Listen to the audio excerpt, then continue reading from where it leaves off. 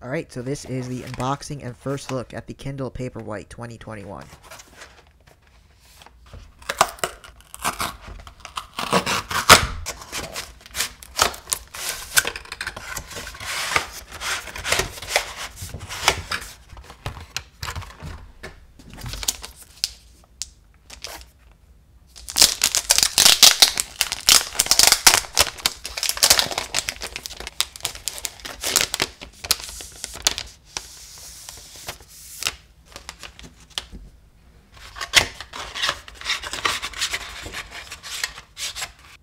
Alright, so in the box, you're going to get a few things. We're going to get the USB-C charger to charge the device, as well as a booklet with more information. Now, the setup process was very easy. All I had to do was choose my region and language. Since I was already logged into Amazon on another device, the Kindle was able to connect it via Wi-Fi, so I didn't even have to log in and enter my email. Everything was set up, which is very nice, and I didn't have to go through a long setup process like on other devices. Alright, so let's start out with the design of the Kindle Paperwhite. There have been major updates since the last Kindle Paperwhite, and the biggest one might just be the display. So we now have a display that's 6 inches in size, which is a bump up from the last model, which was only 6 inches in size. The display also features 17 LED lights, which is more compared to only 5 lights found on the last model. And you can also now adjust the warmth of the display, which didn't exist on the last model, and we'll take a look at that later. Now, if we compare the two displays between this one and the 2018 version, you can see that the bezels are now smaller, but the screen size is bigger. So even with the larger screen size, the overall size of the Kindle only got slightly larger. And so as far as the design goes, the Kindle is made up of a rubberized material that I guess is supposed to help with gripping the device, although it can feel slippery at times. The only physical button that we have here is the power button, and it's located on the bottom of the device next to the USB port for the charger. The rest of the navigation will be done through the touchscreen. My only complaint with the design is that I wish it was available in a few more colors. You can only get this in black, which is unfortunate because the last Kindle Paperwhite had like 3 colors available at launch. Alright, so to power on the screen, we can press the power button on the screen and it will turn on. It's going to ask us to swipe to unlock. If you want, you can add a password from the settings, but I haven't done that yet. Once we do that, the Kindle will open up to wherever we left off in your book, and basically you can continue reading, which is convenient. Now, navigating the book is pretty simple. You can just tap on the screen to go to the next page. If we wanted to go to the previous page, you have to tap like this towards the left of the screen and it will flip back.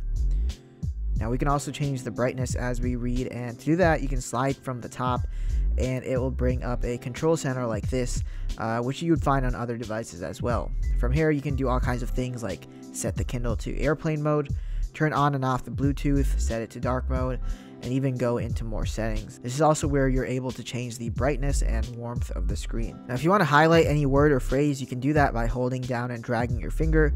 This will basically select whatever you want, and then you can save that and share it or search for it on Wikipedia. So as far as reading goes, I've had 0 issues. The text is just like reading a physical book, and in some cases I can't even tell that it's an e-reader. Turning pages is also fast and seamless, and I was pretty impressed with the brightness. Even in low light settings, the words were easy to read and follow while not being a strain to your eyes. You can adjust the brightness to your liking, but I found that in most situations having it around the halfway mark was adequate for me. Alright, now let me show you around the home screen where we can do a few different things. To go to the home screen, while you're reading, you can tap the top left corner, and that's just going to bring up a navigation bar which we can use to navigate to home. So this is the home screen, and on top here we have the search bar, and from there you can basically search for any title, author, or genre to look for a book. So for example, if we search for something like Harry Potter, it'll give us several results in different categories. We can look at the books in the Kindle store, we can also look at the Audible store, and these are just going to be your audiobooks.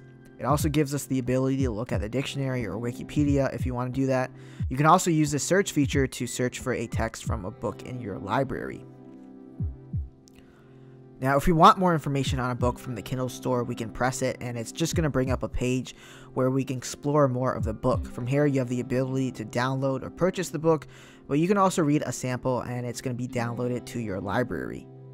This is basically like if you're trying to look for a book on the Kindle store online. I found that most of these features here are useful. My only complaint would be the performance. Since I'm coming from the iPad, I found the performance to be slow at times. Sometimes I would have to press things twice just to get it working.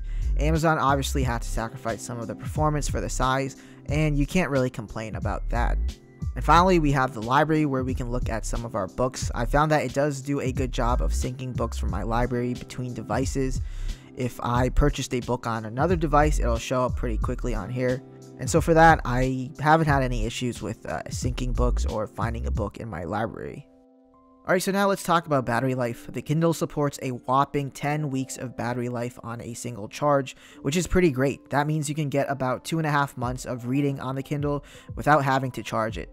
But this number is based on 30 minutes of reading per day, with the brightness around the halfway mark. So if you're going to use the device more than that, expect the charge to finish quicker. The last Kindle Paperwhite had about 6 weeks of battery on a single charge, so this is definitely an upgrade. Now, I'm still on my first week of using the Kindle, so I haven't been able to test how accurate the 10 weeks is, but based on reviews, I think it's pretty accurate. So overall, I've been pleased with the Kindle Paperwhite. I would say this is perfect for anyone who wants an e-reader that will support a large library of books, and is also lightweight and portable. Anyways guys, that's been a quick look at the Kindle Paperwhite as well as my first impressions.